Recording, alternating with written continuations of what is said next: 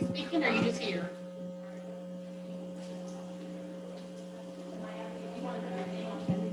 Lost it again.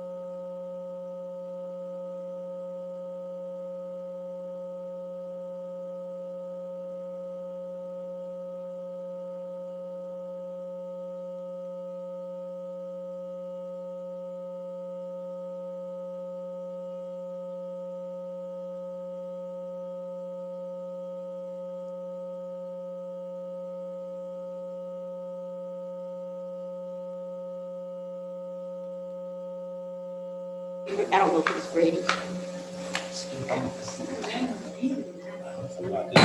Good evening, everyone. I call this meeting of the Craven County Board of Education to order.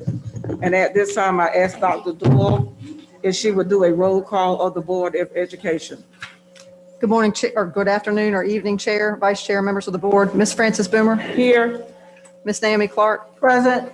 Mr. Victor Dove, He's here, he said that. Mr. Carol Ipock, Present. Ms. Stephanie King, Here. Ms. Kelly Muse, Present. Ms. Kimberly Smith. Present. We have 7 members present, 0 absent. We have a quorum, Chairman. Thank you. Are there any amendments to the board's agenda? If there are none, I ask for a motion to adopt the May 20, 2021 board meeting agenda. Ms. Kelly, Madam Chair, we need to go into closed session this evening. it's It's on included. the agenda. Oh, it is? It's on the Okay. agenda. Thank Okay, you. Yes, thanks. ma'am. So moved. Second. It has been moved and second that we adopt the May 2021 board meeting agenda. Are you ready for the question? All those in favor, let it be known by saying aye. Aye. All those opposed, the same. Ayes have it, the motion is carried. We began this afternoon to review our the vision for our schools. We envision a public education system that challenges all students as learners and prepares them to imagine and create a successful life, values educators, and empowers them to inspire and spark innovation in every student, leads in education and community engagement, and invites all students, their families, and all members of the community to work together to support public education to the benefit of our students, our community, our nation, and our world. Our mission, together with our families and community, Craven County Schools will educate all learners to personal, professional, and civic success through challenging and personalized instruction.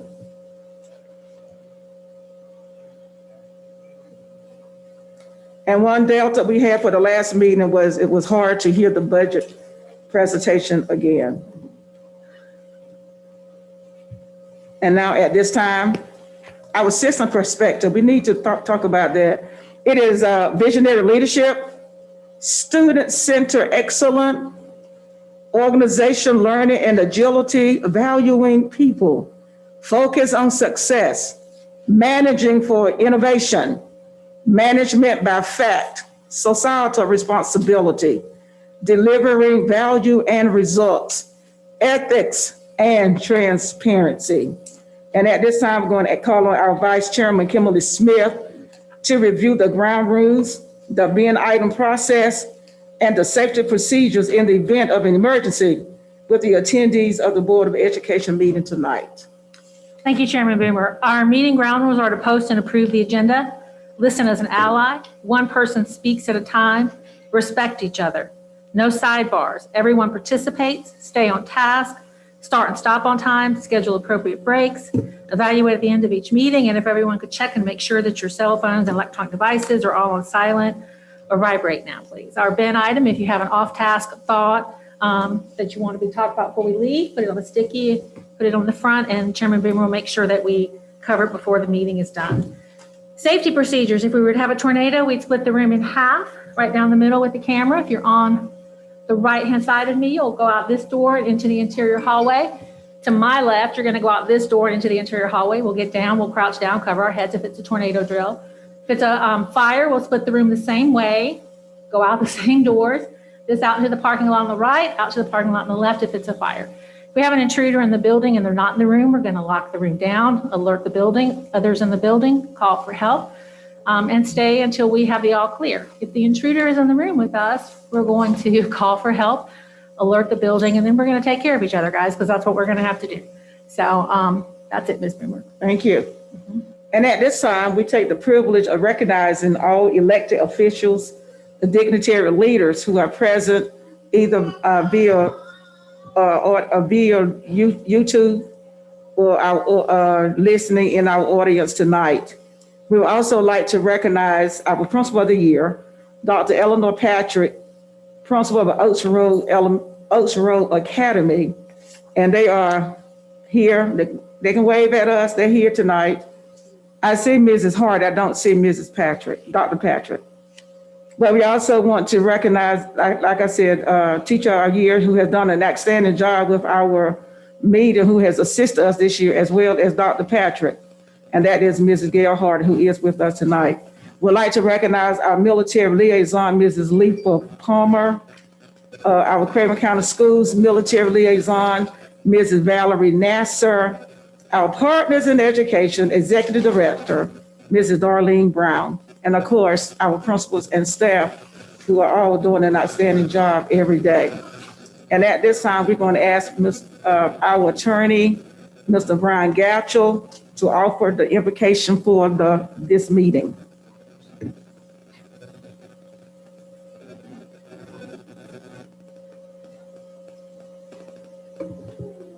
Board members, if you'll please pray with me. Sovereign God, you have searched us and known us. You know when we sit down and when we rise up. You are aware of every action we take, when we pause from our labors and when we get up again to tackle the day. Even with this knowledge of our innermost being, O God, you deign to show us your mercy. In your ever-loving care, you continue to guide our paths. You keep us safe from harm from within and without. Such knowledge, O God, is too wonderful for us to comprehend. In your mercy, cause us to pause and reflect on the intimate relationship you have established with us. May we give thought to the words yet on our tongues, to the plans we organize, and to the decisions we contemplate, that all that we would say or do would reflect your infinite love. Search us again and again. Know our hearts. Test us and reveal our thoughts. If there is any wickedness in us, lead us instead to your redeeming and everlasting way. Aware of your abiding presence, we pray that nothing we do this day would give shame to you. It is in this strength and of your name we pray. Amen. Amen. Thank you. At this time, we're going to ask our administrative assistant to the superintendent, Mrs. Myra Flowers, to lead the Pledge of Allegiance, or asking everyone who can to please stand. I pledge to the flag of the United States of America and to the republic for which it stands, one nation, under God, indivisible, with liberty and justice for all.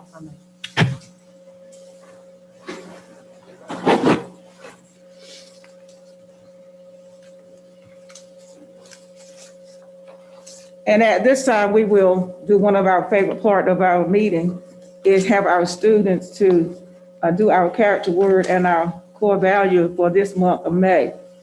We will recognize students Gardner Stevenson, Hector Chavitz, Makina Jones, Dinasia Jones, Braylon Thomas from West Craven Middle School for the character word and the Craven County Schools core value for the month of May. And the character word is courage. And our core value this month is visionary leadership. So at this time, we will focus our attention and listen to these students.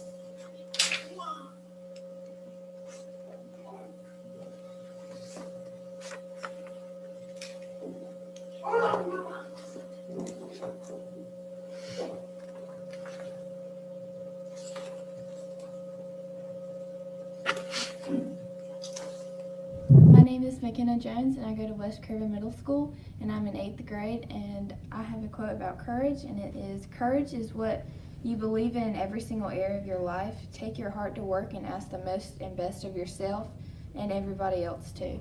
And this speaks to me because not only am I having courage within me, but in helping others believe in themselves and have courage to help better themselves and make them a better leader. My name is Braylon Thomas from West Craven Middle School, and my courageous quote is, "I hated every minute of training, but I said, don't quit. Suffer now and live the rest of your life a champion."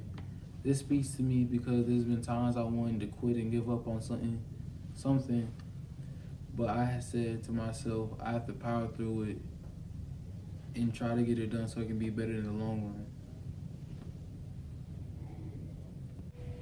Hi, my name is Jonathan Hector Chavez. I am in 7th grade. I am from West Craven Middle School. The quote that I have today is "Fight for your dreams." The reason I chose this quote is I want to fight for my dream to provide for my family in the future. So when they need my help, I'll be there. My name is Garner Stevenson. I go to West Craven Middle School and I'm in 6th grade.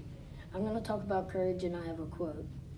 "Success is not a final, failure is not a fatal." And I think failure is not a fatal because nothing comes to death, or nothing should be death. And it is courage to continue that counts. So courage always comes before anything else, not death or nothing.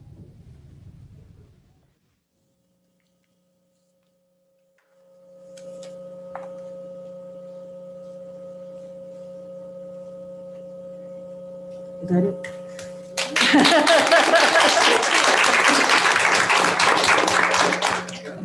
We would like to thank Gardner, Hector, Makina, Danasia, Braylon, all from West Craven Middle School for their courage to make this recording for us tonight, to inform us about courage, about being courageous, and talking about our vision as leadership, visionary leadership. Thank you, guys. You did a wonderful job, and we appreciate you doing that for us tonight. And at this time, we will call on our Vice Chair, Kimberly Smith, to facilitate the recognition of students and staff. Thank you, Chairman Boomer. Our first recognition under student recognitions in 2021 academic competitions is Poetry Out Loud, and I'm going to call on Board Member Naomi Clark, who will help us recognize that one. Thank you, Madam Vice Chair. Poetry Out Loud encourages students to learn about great poetry through memorization and recitation. Through the program, students can master public speaking skills, increase reading comprehension scores, build self-confidence, and learn about their literary heritage. Poetry Out Loud has inspired thousands of high school students to discover and develop deep personal relationships with great classic and contemporary poetry. The North Carolina Arts Council and Triad Stage, the host of North Carolina's Poetry Out Loud State Competition, in partnership with the National Endowment for the Arts, the Poetry Foundation invite North Carolina students to participate in the program to gain a deeper appreciation of great poetry through memorization and recitation. The program starts in the classroom, broadens to the state level, and culminates at the national finals in Washington, D.C. This year, Mary Grace McCarthy from Craven Early College placed fourth at the state level for Poetry Out Loud. We celebrate you, Mary Grace. Congratulations. Thank you, and I'll call on Board Member Victor Dove, who will recognize the winners of English Speaking Union National Shakespeare Competition. Thank you, Vice Chairman Kimberly Smith, and welcome to all of our distinguished guests and stakeholders in the room tonight. High school students nationwide read, analyze, perform, and recite Shakespearean monologues and sonnets. Hold on. Yes, sonnets. In 3 qualifying stages: school, English Speaking Union, branch, and national. The program begins in classrooms nationwide each fall, accumulating in school-wide competitions in early winter in which students memorize and perform a monologue. The school competition winner advances to a community ESU branch competition usually held between January and March. Here, students perform their monologue and Shakespearean sonnet. The winner advances to the national competition held in New York City. At the ESU National Shakespearean Competition held in late April, near Shakespeare's birthday on April 23rd, students performed their monologues and sonnets in New York City before a distinguished panel of judges, as well as their fellow contestants from across the country. Based on their performances, 7 to 10 students advance to the final round. Finalists compete for cash prizes and the opportunity to attend a summer drama program. Madison Dink from Craven Early College is the branch winner for the Colonial region, which compromises most of Eastern North Carolina.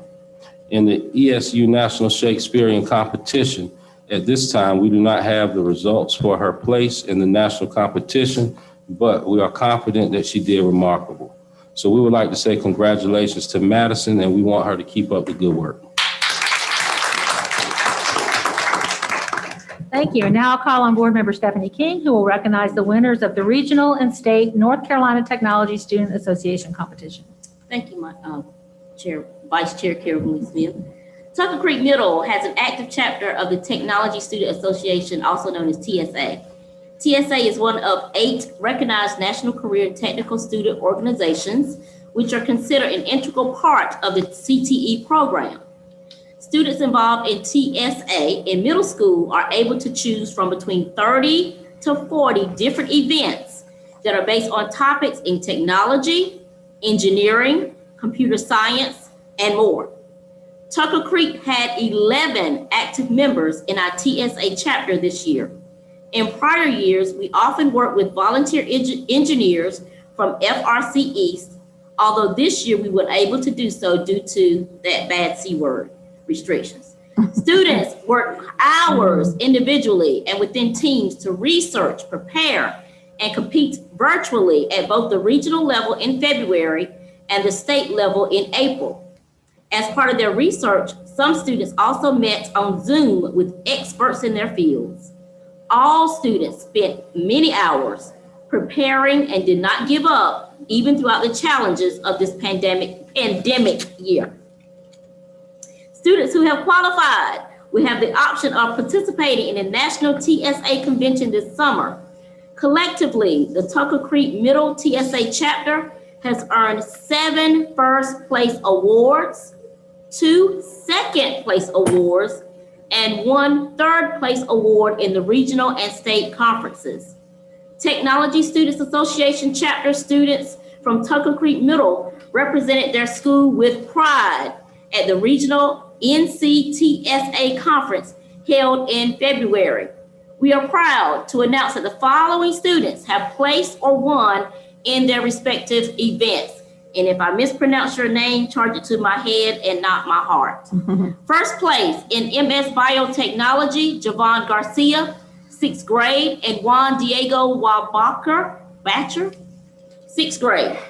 First place in MS Video Game Design, Peter Ruckenocker, 7th grade, and Anna Stewart, 6th grade.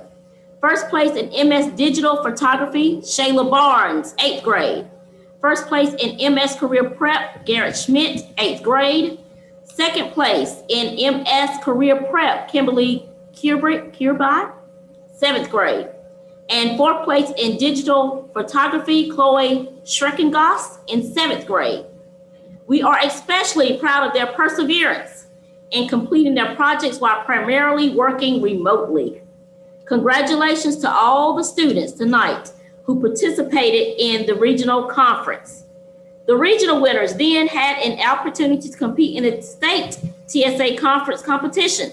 As a result, we are pleased to celebrate the following state winners. First place in MS Biotechnology, Juan Diego Weibacher and Javon Garcia. Second place in Digital Photography, Shaylin Barnes. First place in Career Prep, Kimberly Kirby. First place in Foundations of Informational Technology, Jacob Crocker. And third place in Foundations of Informational Technology, Kimberly Kirby. Congratulations to the entire TSA team for all their accomplishments at regionals and at the state competition.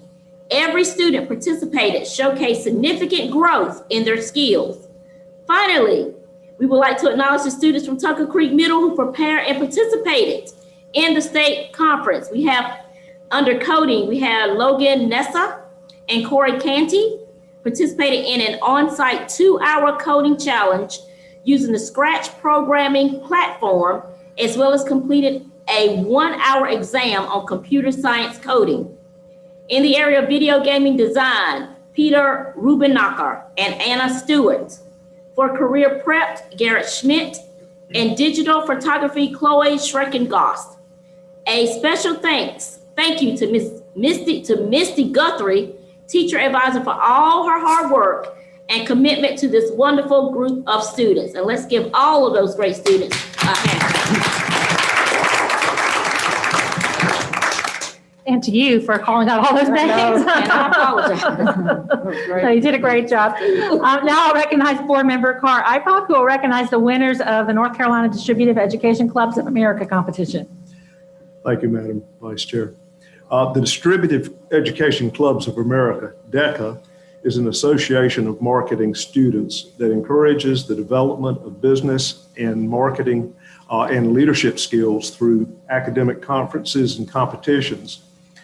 The retail merchandising event is a role play simulation that challenges students in marketing and management functions and tasks that they can be applied to any retail establishment. The competition has 2 parts, a 100-question marketing principles exam, and then a role play simulation where students must compete with other high school competitors to have the best solution to the real life scenario. DECA competitions prepare our students for college and their future career to be critical thinkers and successful problem solvers. 10th grade student Ava Brinson from New Bern High School attended the conference held virtually in November 2020 and was awarded North Carolina DECA District 2 winner in the retail merchandising category. We applaud Ava for her success. And I don't know if Ava's here. Thank you. And now I'll call on Board Member Kelly Muse, who will recognize the winners of the local elementary Battle of the Books competition. Thank you, Vice Chair. North Carolina's Battle of the Books can be traced back to a public radio program in Chicago in the 1940s, originated by Ruth Harshaw. Librarians exposed to the original show reconstructed the game to encourage reading today. The purpose of Battle of the Book program is to encourage reading to all students. Students, regardless of ability, are exposed to quality literature representing a variety of literary styles and viewpoints by prominent authors in the area of young adult literature. The game format creates interest and excitement in reading. Even during the height of the competition, students and coaches should remember the goal is to read, not necessarily to win. 12 elementary schools competed May 3rd, 4th, and 7th in the first ever virtual competition. The A.H. Bangert, Vanceboro Farm Life, Creekside, and Brinson Memorial teams competed in semifinals. The final 2 teams, comprised of A.H. Bangert and Vanceboro Farm Life, played each other in a 2-round winner-take-all competition. Craven County Schools is excited to announce this year's district winner for the Elementary Battle of the Books competition. The Elementary Battle of the Books district winners are the students from A.H. Bangert Elementary School. The A.H. Bangert Elementary School is coached by Christy Williamson, and the team members are Connor Corby, Bailey Donlin, Sophia Gray, Marshall Hinckley, Mary Mack Hott, Ashley Kate Huntings, Grayson Patton, Damian Robertson, Emily Walker, and Caroline Wilkins. A very special thanks to all the teams and coaches that participated. Thanks as well to the competition officials. And they were Robin Register, the moderator of West Craven High School, Betty Witt, Judge, Havelock Middle, Cam Osmus, scorekeeper, Havelock High School, Marlena Shine, scorekeeper, Learning Systems Coach, Lisa Chitty, the timekeeper from New Bern High School, Sarah Emmerich, site judge, New Bern High School, Michael Leyland, site judge from Grover C. Fields, David Rackley, site judge, AIG, Kelly Griffin, the site judge, Learning Systems Coach. An additional thank you to Kevin Reese, New Bern High School culinary arts teacher, and Holly Tolston, CTE director, for helping with this year's dessert off competition. So thank you all, everybody. Thank you. Now I'll call on Board Member Mr. Ipock one more time to help us recognize the winners of National Association for Music Education Competition. Thank you. The National Association for Music Education, I think it's NAFME, All National Honor Ensembles, ANHE, represents the top performing high school musicians in the United States. So much more than a musical showcase, the ANHE program is a comprehensive and educational experience.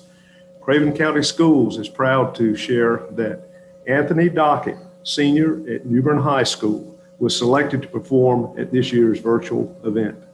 Is Anthony here? Let's acknowledge Anthony and his success. Thank you. And I'll call on Board Member Ms. Naomi Clark, who will recognize the winners of the North Carolina Bandmasters Association Eastern All-District Band Competition. Thank you again. Students across the district auditioned each January for a regional all-district band.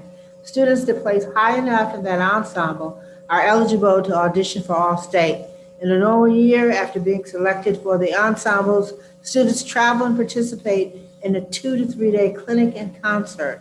This year, all auditions were submitted virtually, and the students participated in a virtual award ceremony if they scored high enough to be placed in the ensemble. While this was not a normal process with the reward of the trip and participation in the large ensemble concert, it is a testament to the tenacity of the students who chose to go through the process anyway. 6 students from Tucker Creek scored high enough to be placed in the all-district band. 3 were all-state eligible and auditioned for that prestigious ensemble. R.J. Meyer made the ensemble as the first chair, tuba in the state for middle school all-state. He participated in a virtual clinic with the principal tuba player of the president's own band, the premier Marine Corps band that is responsible for all engagements of the president. Tucker Creek Middle, Riley R.J. Meyer, first chair tuba. Jody Cook, second chair, clarinet. Shaylin Barnes, sixth chair, clarinet. Gray Fortin, third chair, oboe. Jacob Crocker, fifth chair, trombone. Heather Santos, 12th chair, flute. 2 students from Grover C. Fields Middle School placed in all-district honors band. Grover C. Fields Middle, Shanna Taylor, 7th chair, trumpet. Grady Dixon, first chair, percussionist. 10 students from New Bern High School also scored high enough to be placed in the all-district band. 5 New Bern High School band students scored high enough to audition for the all-state band. Also, 2 students from West Craven High placed with Luther Jones being eligible for all-state. New Bern High, Danielle Blackman, 910 trumpet. Julio Brito Arias, 910 trumpet. Ethan Chapman, 1112 horn. Emily Dixon, 1112 clarinet. Anthony Dockett, 1112 euphonium. Michael Gibson, 1112 snare drum.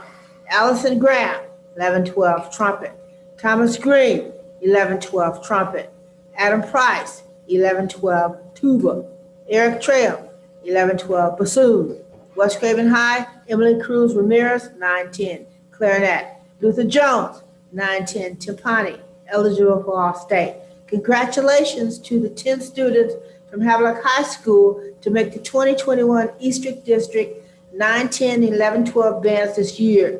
These students made the ensemble with the least amount of help ever from the teacher due to the pandemic.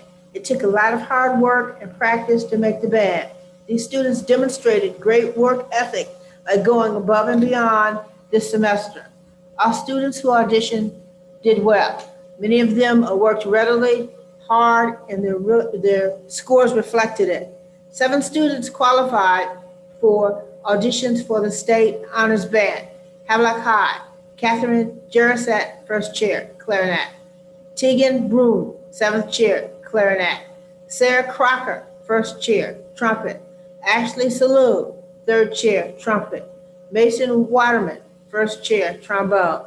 Keenan Thornton, 2nd chair, baritone. John Derek Merquin, 2nd chair, snare. Kat Hurst, 14th chair, clarinet. Ryan Meadows, 3rd chair, Emmanuel Canty, third chair, tuba. Congratulations to all our students who placed in all district band. We are extremely proud of you and value your hard work, dedication, and commitment to band. Thank you. Now I'll call on Board Member Victor Dove once again, who will recognize the winners of the North Carolina Bandmasters Association All-State Honors Band Competition.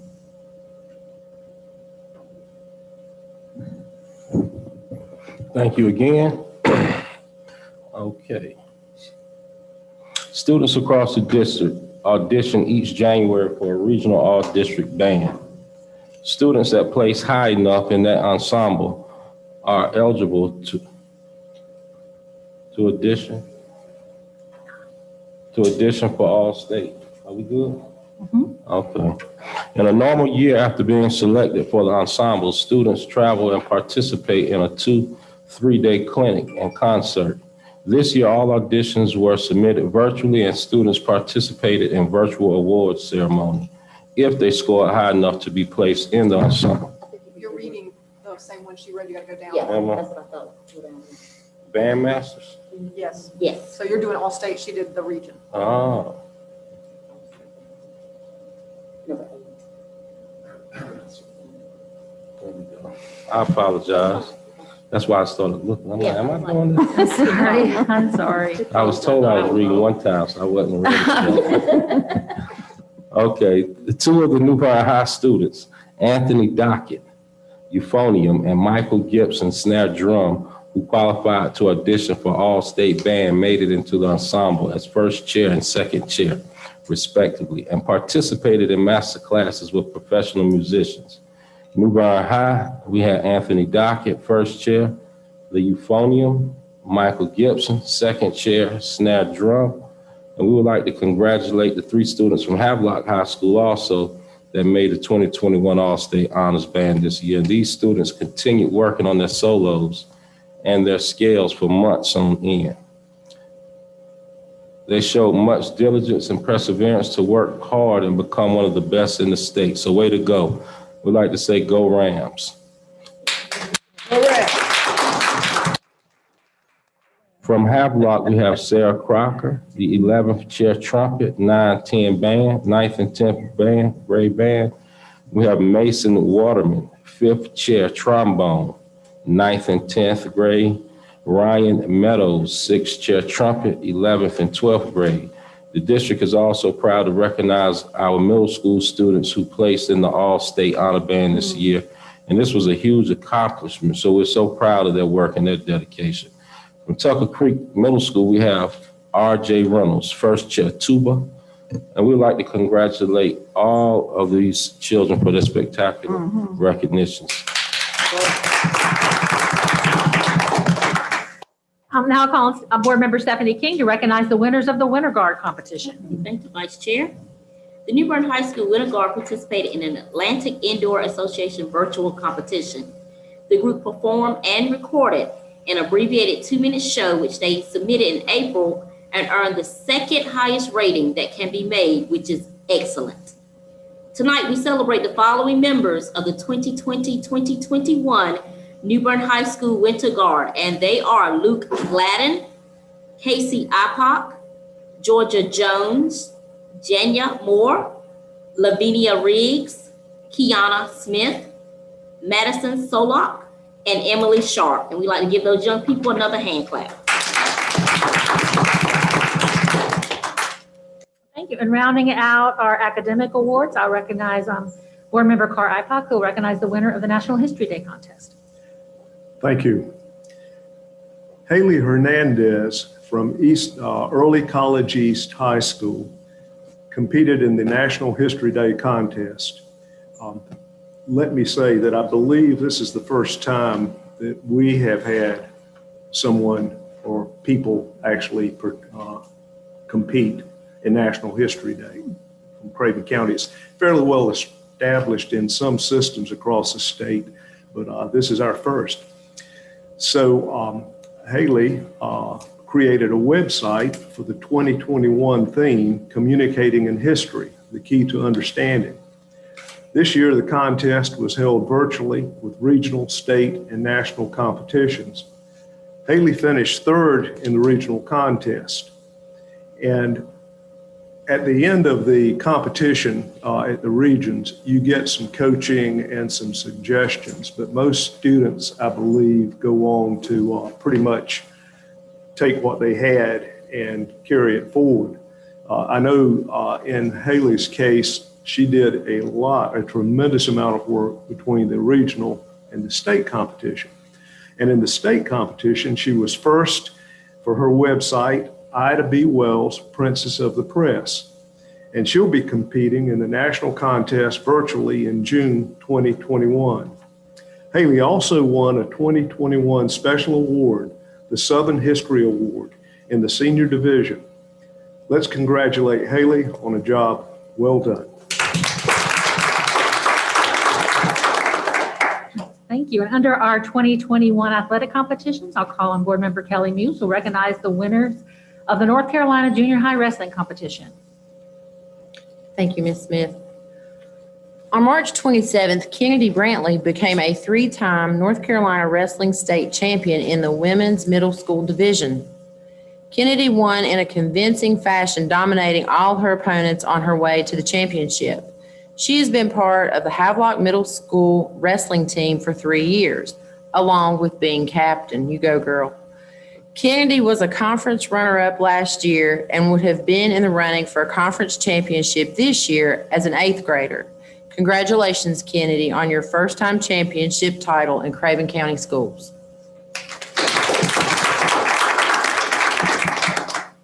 Thank you. And under our staff recognitions, I'll call on Board Member Naomi Clark, who will recognize the 2020 Exceptional Children Extraordinarily Exceptional Educators. Thank you. In lieu of the regular Educator of Excellence celebration, which will not occur this year due to the cancellation of the annual conference on exceptional children, the Exceptional Children Division has created a new way for districts to recognize outstanding educators, related service personnel, and special education support staff providing services to students with disabilities during this unprecedented time. Exceptional Children Program Directors and Coordinators are invited to recognize extraordinarily exceptional educators in their district throughout the 2021 academic year. The 2020-2021 Extraordinarily Exceptional Educator Recognition will be presented via a virtual recognition board, and each person recognized will receive a certificate of recognition. There will be 3 opportunities to submit recognitions this school year. We look forward to your participation in this event to recognize and honor extraordinarily exceptional educators. Craven County School Administrators nominated exceptional children staff members that exude extraordinarily exceptional educators from their schools. Kathy Bodil, EC teacher from Vanceboro Farm Life Elementary, Charita Lassiter, EC teacher from Oaks Road Elementary, and Amber Soltal, school psychologist from Grover C. Fields Middle, were selected as Craven County's exceptional educators. First, we'd like to recognize Mrs. Bodil, who teaches at Vanceboro Farm Life Elementary. She has gone above and beyond to assist her students and their families with virtual learning and the navigation of virtual platforms for instruction. As a school leader, Mrs. Bodil empowers both the students and teachers to also become leaders as part of the school's The Leader in Me initiative. Vanceboro Farm Life is dedicated to acknowledge Mrs. Kathy Bodil as an extraordinarily exceptional educator. Second, we would like to recognize Mrs. Lassiter, who is extremely passionate about her students and their families and seeks to build and maintain relationships with all students. Even though tough situations occurred, Ms. Lassiter maintained a positive attitude. She has been instrumental to the success of many of our EC students during remote learning. The Oaks Road Owls are fortunate to have such a dedicated and caring teacher to support our students with disabilities. Lastly, we would like to recognize Ms. Soto from Grover C. Fields Middle School. As our school psychologist, she consistently goes above and beyond to meet the needs of students, as well as provide expert assistance to our staff. She is exceptionally knowledgeable in her field and is a top-notch addition to the CCS ECT. We are very lucky to have her at Grover C. Fields, and she is very deserving of this special recognition. We congratulate all of our exceptional educators and thank them for their dedication to their students and families. Thank you. Chairman, that concludes our recognitions for tonight. Oh, wow, thank you. Congratulations to all those who were recognized tonight. Job well done. Just keep up the good work. We are very proud of all that you have accomplished this year. And at this time, we're going to take a 10-minute. Summary, That one more? the summary of the work session. Oh, yes, I'm sorry. Yes, you got it? Okay. Okay, so we're going to do the summary of the work session. We'll wait for it to get pulled up. And then we're going to have that break. Mhm. So as most of you know, we have a work session each month on Tuesday before this Thursday meeting. This will summarize part of, most of our work. We met on the 18th from 8:30 a.m. till about 2:30 p.m. The items presented as information only, which meant we have no action required. They were learning opportunities and updates for us, included an annual review of the AVID programs at Newbern High School, West Craven High School, Havelock High, Grover C. Fields, HJ, and West Craven Middle School by Professional Development Coordinator Ashley DeCamp. We had a summer school update by Dr. Tasha Diggs, Assistant Superintendent of Academic Services. We had plans for Craven Virtual Academy by Dr. Diggs as well, and a review of the Modern Teaching Framework as presented by Dr. Megan Doyle. Under our policy review, we go to the next slide. Policies that we reviewed were Policy 2310, Public Participation reviewed with no changes made. Policy 7820, Personnel Files reviewed with no changes. Policy 2340, Parliamentary Procedure was reviewed and changes were recommended and will be presented at, next month for approval for the first reading. Items that were moved to consent agenda, which we'll take action on tonight. Bangert Loan Scholarship Award recommendations, request for a new refrigerator freezer truck from Mrs. Lauren Wayan, Director of Child Nutrition, recommendation from Denise Altman, Finance Officer, to approve the Public School Building Capital Fund application for $4,238,659. That's a large number, but it's actually not as big as the whole thing. So that was moved forward to consent agenda. Summer program revised dates as recommended by Dr. Ashley Cooper. He also recommended spring class size waivers. The 21-22 board meeting dates were also presented by Dr. Megan Doyle and are on consent agenda for tonight. We had one item move forward for action tonight. That's the May Human Resources Report as presented by Dr. Wendy Miller, Assistant Superintendent of Human Resources, and we're expecting an addendum there as well. Next one, items approved during the work session were the Bosch externship grant as presented by Director of Career and Technical Education, Mrs. Holly Tolston. And I know there are some business folks really excited about having those teachers in their building soon. A cabinet recommendation for a one-time $1,500 bonus for all full-time employees and a $1,000 bonus for all part-time employees to be added to their June 30th paycheck. And I think all of us would unanimously say that we know that the money is only a piece of what they deserve after this month. So we appreciate everything that everyone has done in service to our students and communities this year. Other business updates from Principal of the Year and the Teacher of the Year. We evaluated the meeting and we went into closed session. And then says welcome back, the last one, because welcome back, here we are again. But summer break's right around the corner, and thank you to everyone in our system for giving so much of yourselves during this really unprecedented and difficult year. We appreciate all of you, and we know that bonus doesn't justify what we feel in our hearts for the work that you've done this year. And that's it, Ms. Chairman Boomer. Okay, you sure? Sure.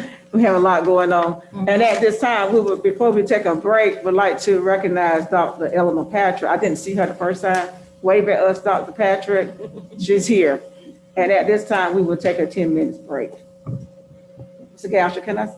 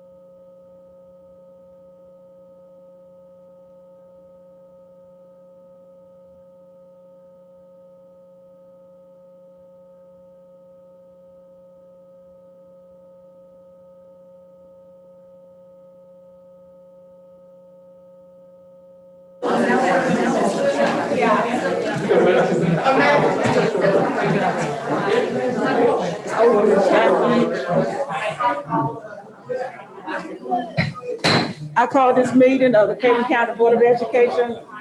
I call this meeting of the Craven County Board of Education back to order, please. And at this time, I will ask Vice Chair Kimberly Smith if we have any public input. Chairman Boomer, we have 9 people set up and signed up, and as our policy, we have 30 minutes, which if they each spoke 5 minutes would not allow us to. So I'm going to suggest that I'm going to make a motion that we waive policy 2310 for tonight to request to allow each of the 9 that are signed up here to speak. That will need a motion and a vote. Second. It has been moved and second that we waive the policy tonight on public speaking to increase that number. Usually 6, but we're going to increase that number. All those who are in favor of this, let it be known by saying aye. Aye. Ayes have it, so carried, but each person will be still given 5 minutes to speak. Right, and the timer will be on the clock, Mr. Silvera? Is that when it'll be up there? Okay. So our first person to speak will be Mr. Glenn Fink.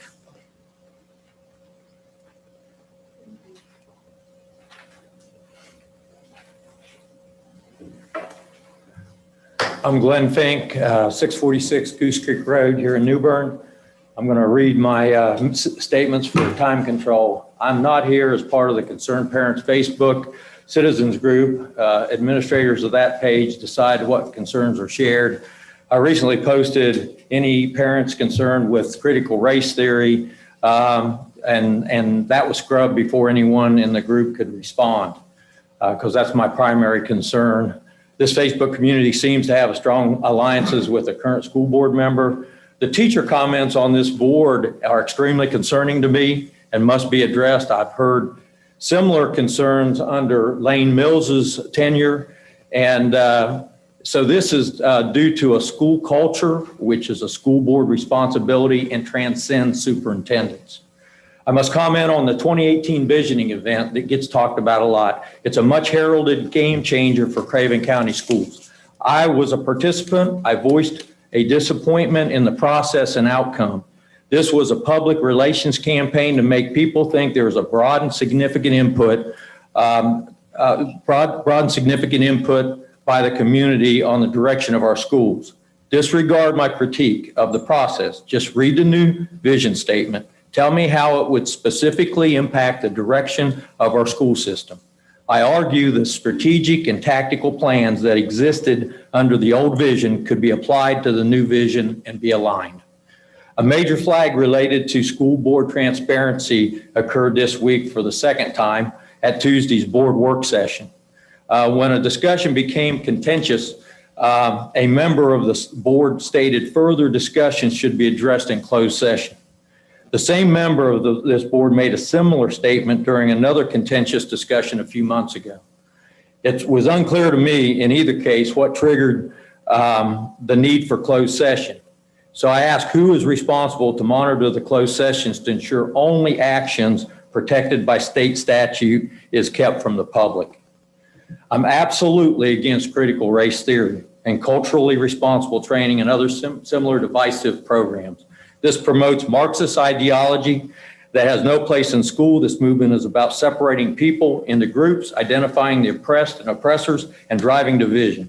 It promotes looking very hard for signs of racist action and calling it out. I saw an example of this last month's school board meeting. During the break, when the Zoom camera was off, a discussion occurred critiquing the selection of participants in the skits on character traits. A board member was upset about the observation of bias based on who was selected for each role in the skit. I didn't observe bias in the skits. I have watched dozens of these skits over several years and believe diversity has been positively represented in those. Many, if not all, school board members agreed with the observation of bias after it was pointed out, made statements that we must be better than this. This fits the script of critical race theory. But CRT is not only about race. It goes against traditional Christian values. It works to cause division in secular movements such as non-binary gender, LGBTQ+, fatherless families, illegal immigrants, and non-Christian views. Persons that may fit these categories must all have their God-given rights protected and be treated with dignity, respect, and kindness, and not used as pawns in an effort to divide our nation. I was recently told the Craven County Schools are in early stages of an equity audit through Intercultural Development Research Association. I am for equality, but equity is a term used broadly by critical race theory, and I will want to see that audit report. The new social studies just approved February 4th, 2021 are aligned with critical race theory. Have you read these standards? I just asked, have you read these standards? A significant number of the individual standards incorporate looking at group roles and not an emphasis on topic content. There are several standards that require multiple perspectives, especially in the history sections. History must be based on fact, not perspectives. This is ripe for distortion and indoctrination. I'm in the fight to improve our public schools, which includes keeping CRT out. I will do everything in my power to be successful in the mission, and I believe public engagement in this fight is building, and I thank you for your time. Thank you, Mr. Fink. Our next speaker will be Alan Harrop. Am I pronouncing that correctly? You are, yes. Very well done. Thank you. Good evening. Thank you, the board, for allowing me to speak tonight. My name is Dr. Alan Harrop. I'm a trained clinical psychologist. I was the director of mental health services in the Department of Correction for 30 years, and I think I'm well qualified for the comments I'm about to make. I want to speak specifically about the 1619 project, which is part of what is generally comes under the title of the critical race theory and its ancillary issues. 1619 project indicates basically that this country was founded on slavery. And it was not founded on what most of us learned in school, and that is on liberty and a quest for freedom and equality for all, as stated in the Declaration of Independence and in the Constitution of the United States. The chairman indicated at the beginning of the meeting that the goal for the board is to provide quality education. I could not agree more. I think all of us agree with that. Education requires learning facts and truth, not opinion. We as educators, we as citizens, we as parents, grandparents should oppose anything that is not factually based. 1619 project is not factually based. The other insidious part of the 1619 project, which I want to address, has to do with concluding that as a result of the flaw that this country was founded on slavery, that it is unchangeable, that it is fatally flawed. And that is a concept that is destructive to all of us. And what it does, it leads to the type of instruction that separates students by skin color, not by character. Martin Luther King, if he were here, would speak directly against critical race theory, 1619 project, because he believed and taught that people should be judged on their character, not the color of their skin. We are reversing that if we teach these principles. And let me just speak for a moment quickly about the impact on the individual student from a psychological standpoint. A Black child who was taught that he is living in a country that is systemically racist, in spite of the fact that this is the only country that ever fought a civil war and lost 600,000 people in that war to free slaves. And we recently elected a Black president, and we now have a Black vice president. Those facts are ignored by the people that say that this country can never be fair to all races. I reject that. The facts don't support it. But what does it do to the black child? What it does to them is it gives them a sense of hopelessness about what they can achieve.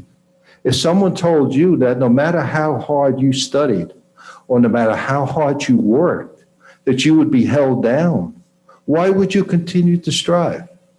You wouldn't. And so there is a concept in psychology called learned helplessness. And that's what we would be teaching minority students if we go forward with this flawed effort. Let's look at the impact on the white children. If they are told you are inherently racist, there's nothing you can do about it. It doesn't matter how fair you are to other races. It doesn't matter how just you act. You are always going to be seen as inherently a racist person. So what happens if you call somebody a liar every time they speak? After a while, what happens? They say, well, why should I tell the truth? They're going to conclude I'm lying anyway. And so that's what's going to happen. The white students are going to start saying, well, no matter what I do, I'm going to be called a racist. So why should I even attempt to do what Martin Luther King said and judge people by their character? Now, I don't want to be a part of that. And I hope you, as school board members, do not want to be part of a systematic approach that will make racial harmony in this county, that it will be detrimental to it. We've made great progress in the past 50, 60 years, progress that needed to be made. But you can't ignore that progress and turn it backwards because of some Marxist philosophy, and that's what's behind it. Research it, look it up. This is a Marxist effort. I appreciate the opportunity to speak to you tonight, and I hope you can.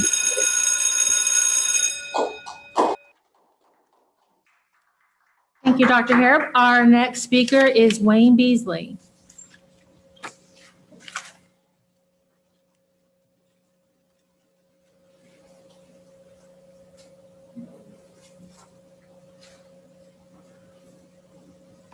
Good evening, Ms. Vice Chair and other board members. My name is Wayne Beasley. I reside I'm sorry, I'm a little short if you hadn't. I reside 103 Windtide Lane, Havelock, North Carolina. And I'm not here to challenge or criticize anyone. I do not represent any one individual. And I know each of you have a very positive following, but folks, we do have a problem. I'm not here to discuss any of those particular issues, but I want to make you aware of something. I have been used as a reference for a lot of folks getting jobs this last year. I had a teacher last week call, and they were leaving the system, going to another system. And not a lot of feedback from the teacher, but just asked if I would be a reference.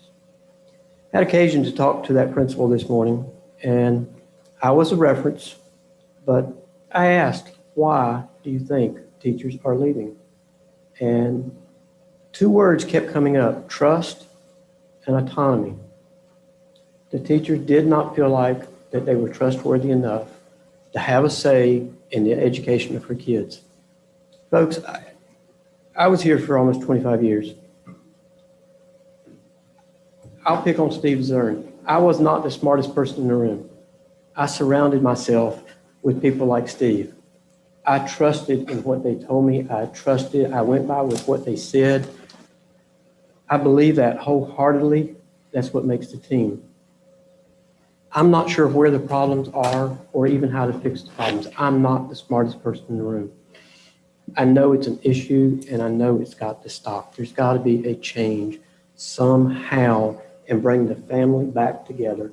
It's about trust. It's about respect. It's about professional courtesy, just making things work.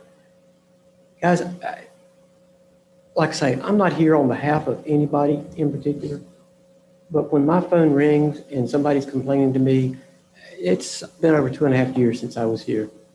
I love you guys. I miss you guys. I miss the work. I miss the people. I don't have the answers, but I know there's got to be something something has to change, and I'll be respectful of the time. Folks, thank you. I love you guys, I really do. I just wish that I could be a part of making something work. Thank you all. Thank you. Thank you.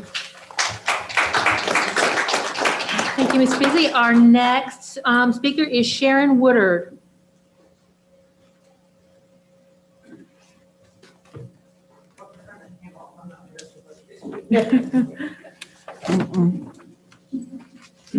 Excuse me. Yes, my name is Sharon Woodard. I am a parent from representing Grover C. Fields. I am not dressed appropriately because I had no intention of being here. But I know you are all aware that we have an issue at Grover where we cannot seem to keep an administrator. It is painful on many levels, and I don't understand. It seems very unfair, and I am representing teachers. I proctored there all day today, or this morning. I ran my errands. I got home.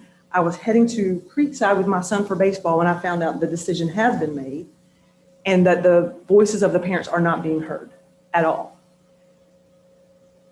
There is no transparency. That has to stop. I can quote a famous politician from years ago who said it takes a village.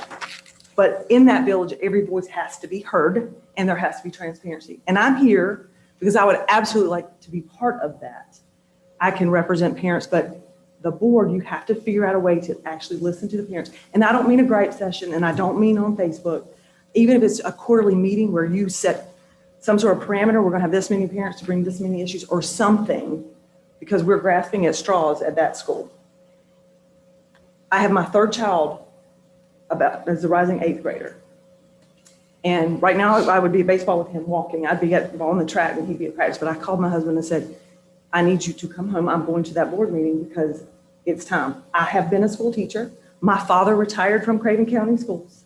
My husband, they're all academic. Every one of them, they're college, high school, all of them are teachers. I believe 100% in public schools.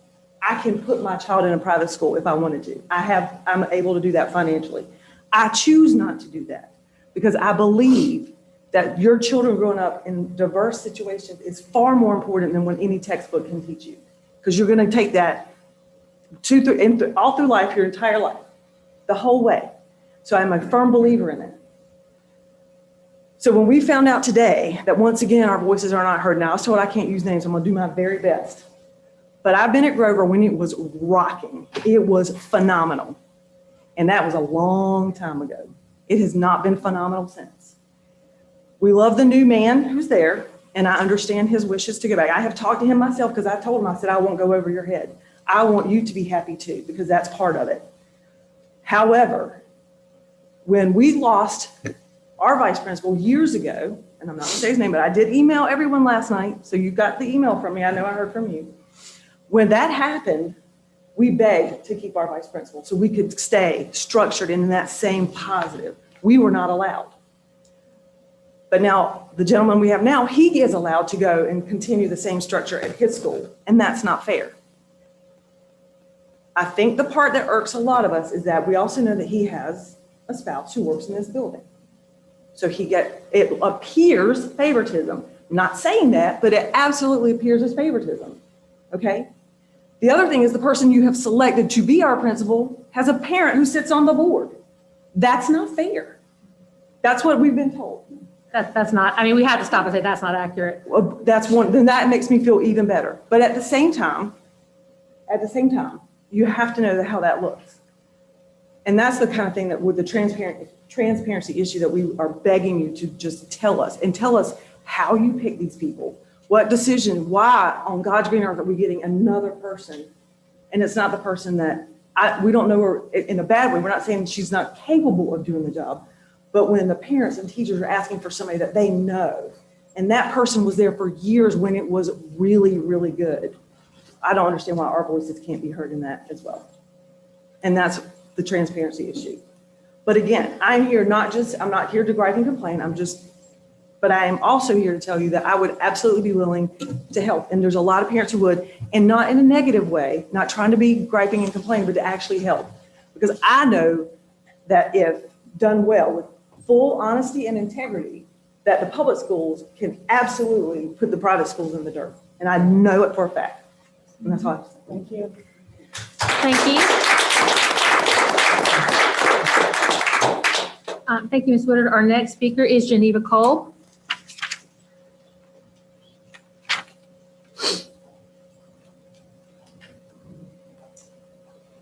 Good evening. My name is Geneva Kolb. I have 3 children, only 2 of which attend Craven County schools now.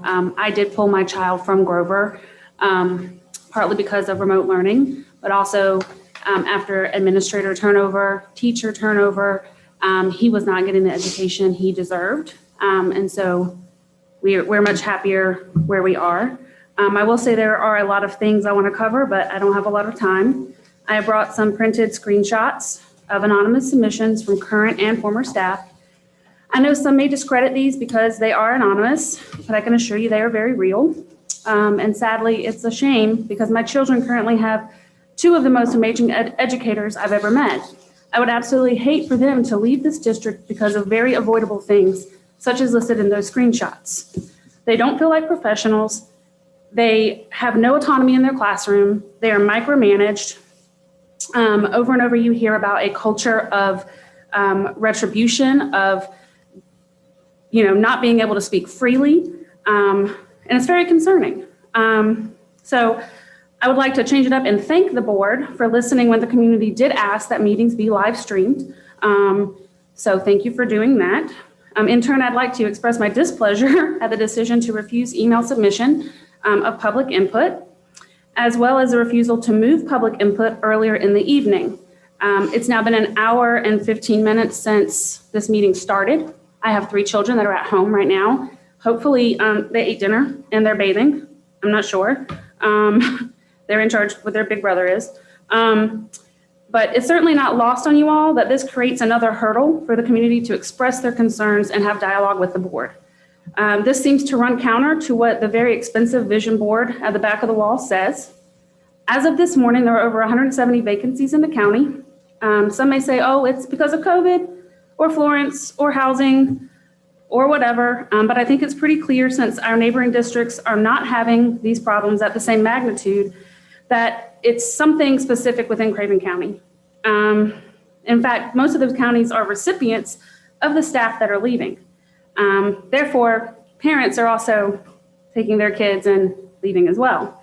In my layman's opinion, this is a leadership problem from the top down, and these problems may not have, they may have preceded you, they may not be your fault, but the moment you ran for election or submitted your resume, these became your problem, and you're responsible for the loss of teachers, the loss of students, the loss of trust, and the educational value our children are receiving in this district. I'll use the balance of my time actually to read a submission from a parent unable to attend due to work. And she did email people, and she's reached out and not gotten the answers she wanted. We're in the process of making plans for the next school year, but before making our decision, I have some questions. Will my son be allowed to play with his classmate at recess, or will he have to sit and watch? Who makes that decision? If the IEP states that the communication device will be accessible all times, how can it go missing for a full week? Why was it not noticed on day 1? Who makes the decision that wearing prosthetics is not in the best interest of my child? Is it the same person who won't allow him on the playground equipment? Lack of staff caused my son to miss 5 weeks of school. I called, left messages, sent emails, and not once did I receive an explanation or a response.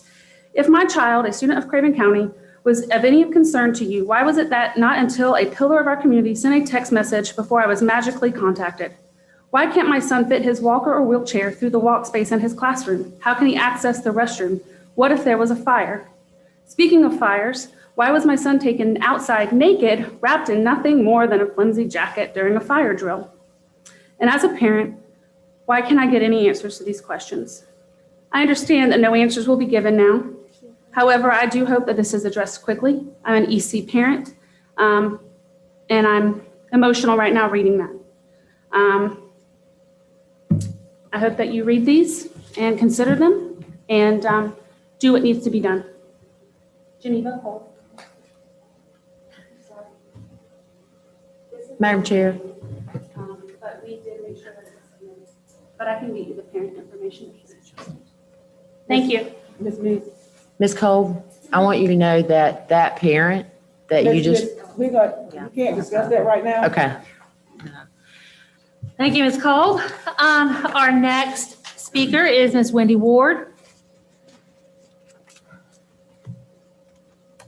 I was told that she stepped out and that she gave her reading to someone. Does someone have her reading? You can't do that. You can't do that. I'm sorry. So she's no longer here? No, but I'm her dad. I'll read it if it's available. She's the person who signed up, so unfortunately you can't do that.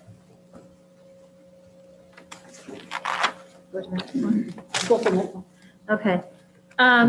Mr. Greg Muse. Madam Vice Chair, in reflection of all this, I yield my time and someone else chooses to use it, that would be fine. Okay, thank you, Mr. Muse. Then our next is Claire Stash, I believe.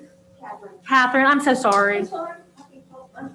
You and me both. So, come on up. Hi, I've got a thing about being short too, so I'm going to lower this just a little bit. Can I take this off? Yeah, yes, Thank ma'am. you so much.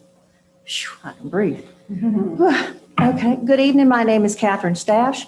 I live at 211 Easterly Drive in New Bern. I am a resident and taxpayer.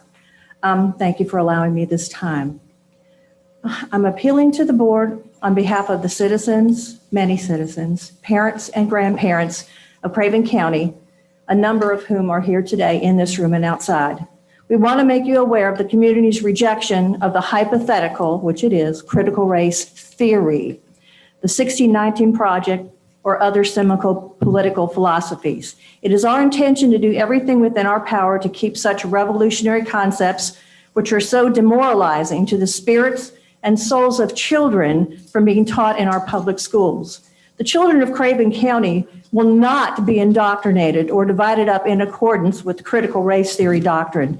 It traumatizes, it bullies. CRT's intent is to sow discord and unrest where peace and racial progress has been established. It condemns civil society, manners, self-reliance, the work ethic, and family values. Title IV of the Civil Rights Act of 1964 prohibits discrimination in public schools because of race, color, religion, sex, or national origin. Critical race theory promotes bitterness, discontent, hostility, and divisiveness. The Equal Education Opportunities Act of 1974 prohibits deliberate segregation based on race, color, or national origin. These teachings promote segregation and hinder the formation of friendships because they are taught victim and oppressor mentalities. School districts, meaning you as our representatives working on our behalf, are required to demolish barriers to equal participation. Demolish. Careful consideration should be given before nullifying the memory and work of Dr. Martin Luther King, who in 1963 said, "We must forever conduct our struggle on the high plane of dignity and discipline. Again and again, we must rise to the majestic heights of meeting physical force with soul force, not lead us to distrust of all white people." He said, "I say to you today, my friends, even so, and even though we face the difficulties of today and tomorrow, I still have a dream. I have a dream that for my 4 little children, they will one day live in a nation where they will not be judged by the color of their skin, but by the content of their character. I cannot imagine Dr. King ever promoting CRT or the 1619 Project as a positive path to take. Dr. King also said, "Our lives begin to end the day we become silent about things that matter." Well, this matters. This matters. We will not be silent about indoctrination, no matter what it is called. Do not think for one moment that the citizens that you represent will sit quietly on the sidelines and let this poison to liberty, true community, and common decency have a free pass. I implore you to consider the students of all races by demanding that CRT ideology and other similar curriculum be forbidden to be taught in Craven County. Regardless, we are asking our local and state representatives to refuse funding for any K through 12 public school curriculum that involves CRT, the 1619 project, or similar ideological, hypothetical teachings, no matter what course it may be, including the new social studies curriculum. If it becomes necessary to file a lawsuit to stop this, there are many who will join with other statewide groups in fighting this hateful ideology in court. We will not allow the innocence of any of our children to be warped by hate. CRT is a theory. The 1619 Project advocates a racial revision of our history. They both go against biblical principles and must, for all our sakes, stop. Free thinking is imperative to liberty. Knowledge is imperative. Without it, you will lose liberty. Thank you. Thank you. And I do have some letters that were signed by individuals. Who do you want me to give them to? Give to Myra over here. Okay, thank you. Thank you. Thank you, Ms. Dash. Yes. I was just saying thank you. Our last speaker is Ms. Dee Taylor.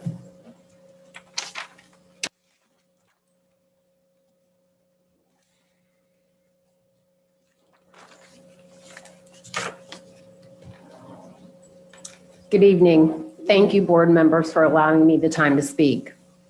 I stand before you tonight as an outraged parent, a concerned citizen, and a sad resident of Craven County. The teacher vacancies have continued to plague our district. Currently, there is over 170 vacancies. Dr. Doyle, along with several BOE members, have blamed lack of housing and supplemental pay as the reasons for the openings. This excuse has been lacking in truth since the day it was spoken. This week, the entire community has been exposed to heart-wrenching stories from these teachers. They described in detail unethical behavior, unfair treatment, and hostile work environments. I have been a leader in an organization for over 20 years where I lead over 100 people, and I could never imagine any of the people who report to me telling those stories. When you have an employee of Craven County say that they have contemplated suicide, we have a problem. I don't know how we can continue the way that we are. The board was made aware of some of these issues. The leadership, the superintendent, was made aware of some of these issues, and so was HR. It was ignored. When you choose to ignore such critical issues, you have created an environment where teachers are leaving in droves. Students are leaving to go to other school districts. I have kept my daughter in Craven County schools because I, like Mrs. Woodard, believe in public school. I could send her to private. That's not what I want to do. That's not what she wants to do. She is a straight A student, a good kid, and has had some phenomenal teachers. The teachers of Craven County are truly some of the best that I've seen. But we're not going to be able to keep them for long. They're leaving. They are driving through our county to go work in other counties. The situation is dire. We have failed our students. We have failed the teachers, and they're suffering. These students have witnessed their teachers crying in a classroom, and they've had to leave. I know this for a fact. I saw it myself. I am extremely involved in the school. Teachers have left in the middle of a school year because of stress. Students have seen a continual turnover over and over. Like Mrs. Woodard, every single year, I have seen a different principal at Grover C. Fields. Mr. Lee is absolutely phenomenal, and I've voiced that, but yet he's being pulled again, and it's not fair. What I share is not a feeling, it's a fact. You have the letters, and you can discount because they're anonymous. I can assure you, they're real. They are extremely real. You know how many openings there are. That's factual. You know teachers are leaving this district to go work in other districts. That's factual. Tonight, I am respectfully requesting the resignation of Dr. Doyle based upon the lack of leadership and the creation of a hostile work environment that is detriment to students and teachers.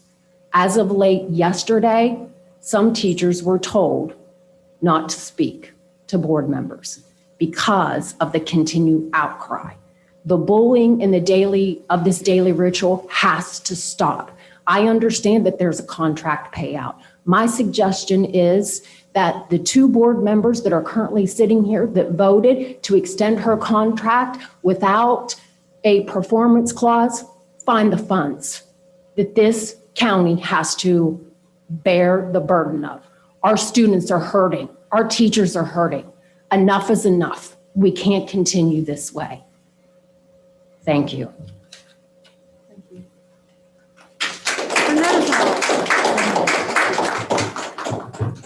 We'd like to thank everybody for their input tonight.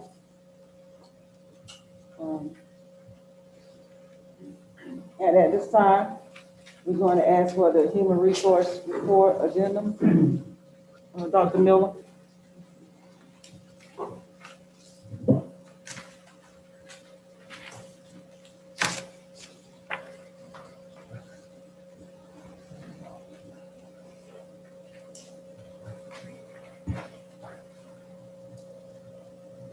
Thank you.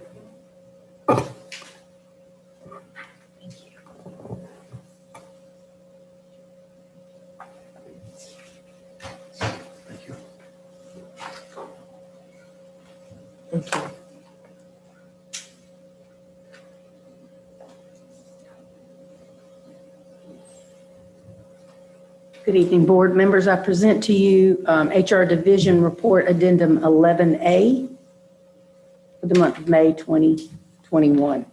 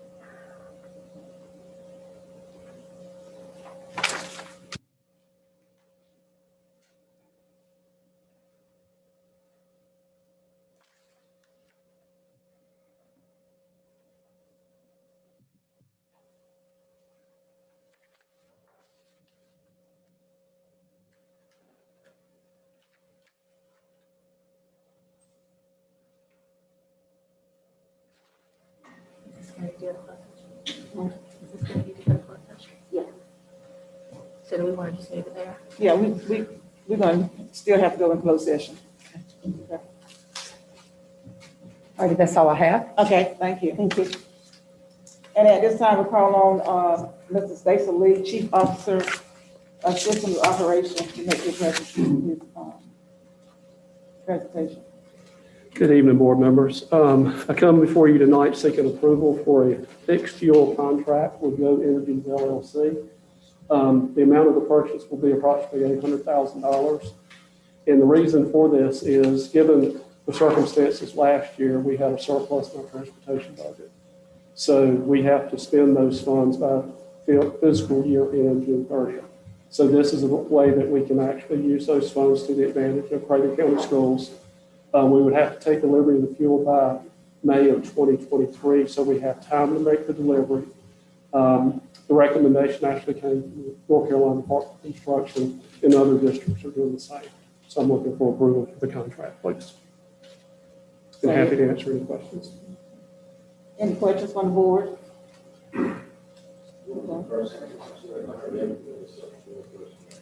Seek approval of a fixed fuel contract. Yes, sir, I'm sorry. Shirley, would you explain what that is so they understand that we're like getting fuel in bulk and then we get use the same? Correct. Basically, what we do is we pay for fuel in bulk and then we take delivery as needed. And typically, we spend about $400,000 a year in fuel. So this over the until 2023, we'll be able to take about half of it next year and then half of it the subsequent year in 2023. Any more questions? I need to get a motion to approve the 2-year fixed fuel contract with Go Energy LLC. So moved. It has been moved. Did I get a second? Yes, ma'am. I'm sorry. It has been moved and second that we approve the 2-year fixed fuel contract with Go Energy LLC. Are you ready for the question? All those in favor, let it be known by saying aye. Aye. Those opposed, the same. Ayes have it, motion carried. Great, thank you. Thank you.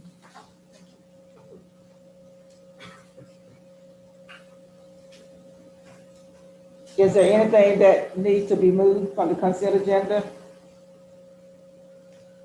Is that when we bring in the human resource? No, it's not on the It's consent not up agenda. there? Okay, is there anything that needs to be moved?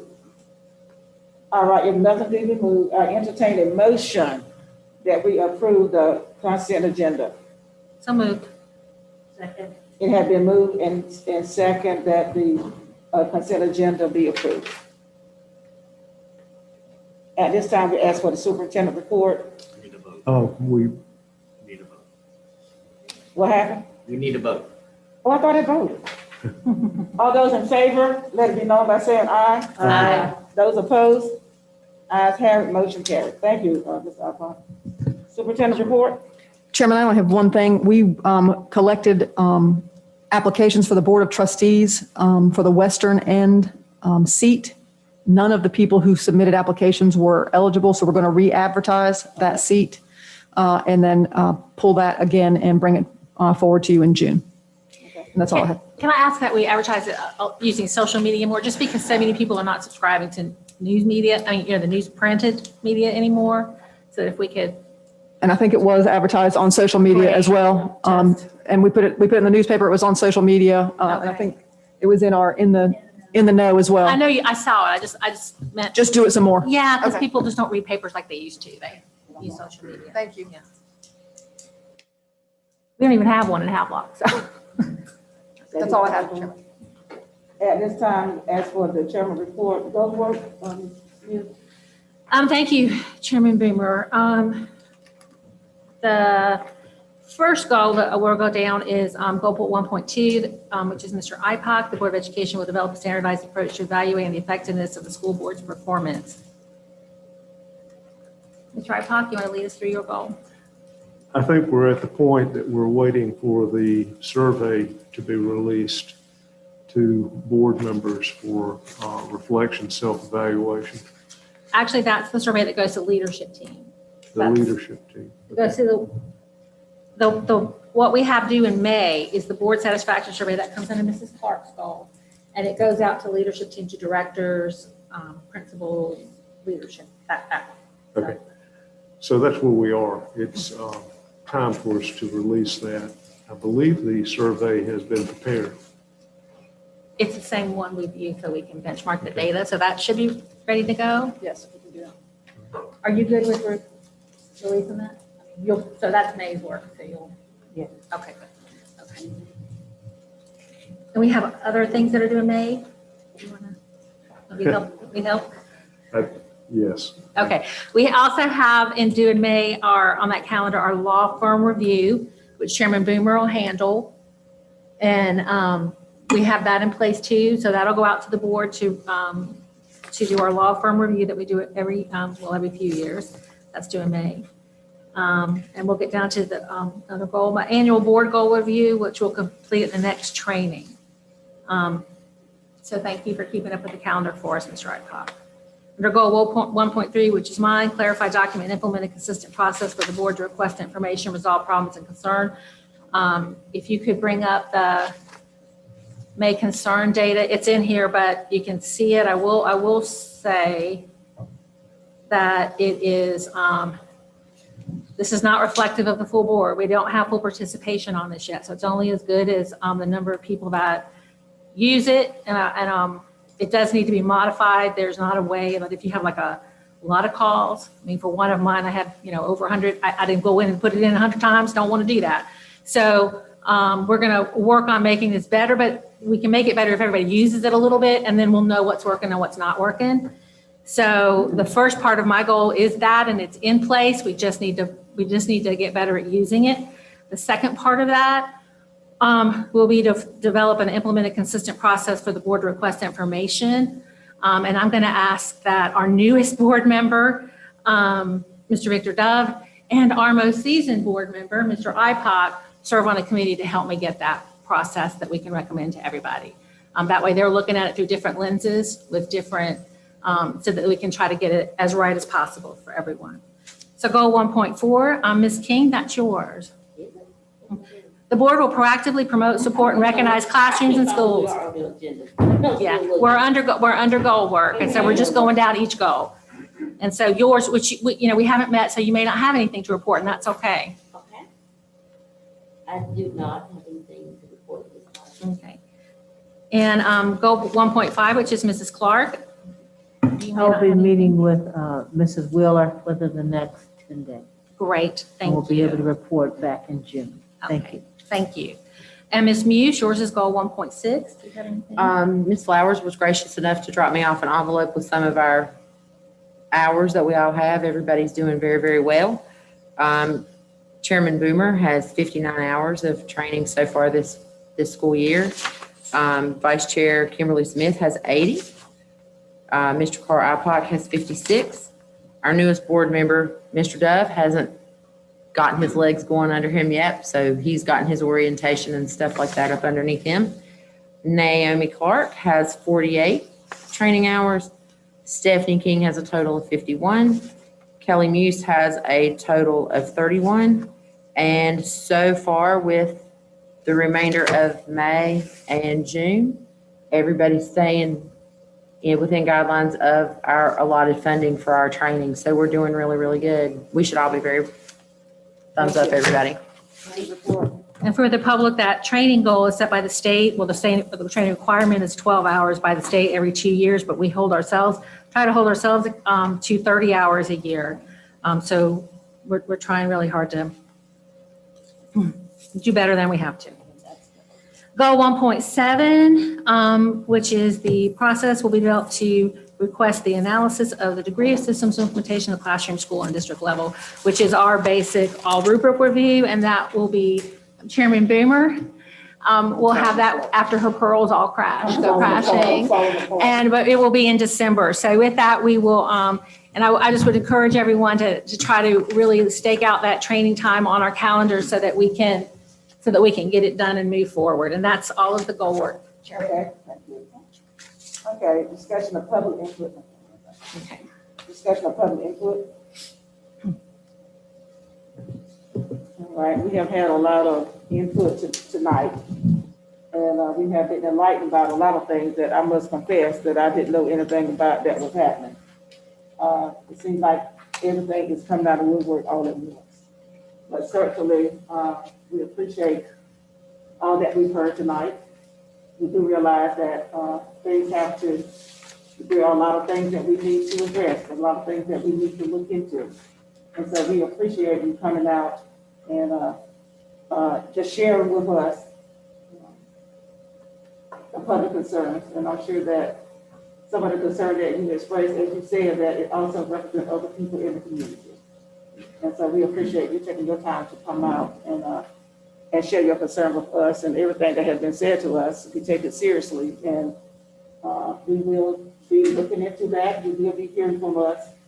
So there are some things that we need to meet as a board to discuss what we've heard.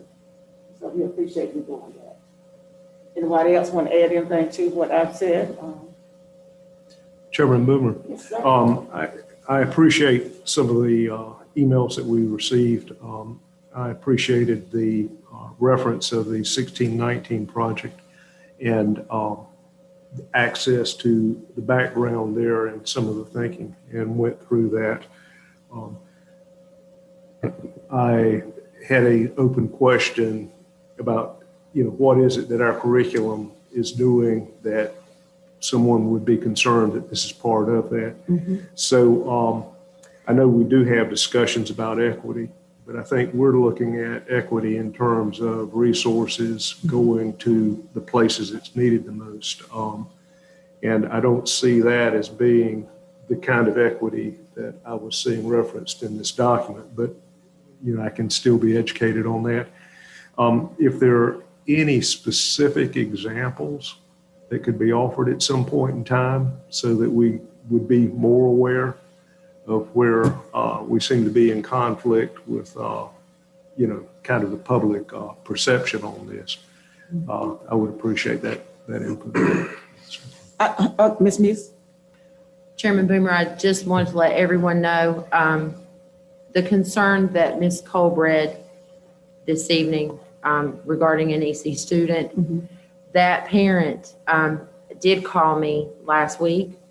I spoke with our EC director about that parent's concern, and she is aware of that parent.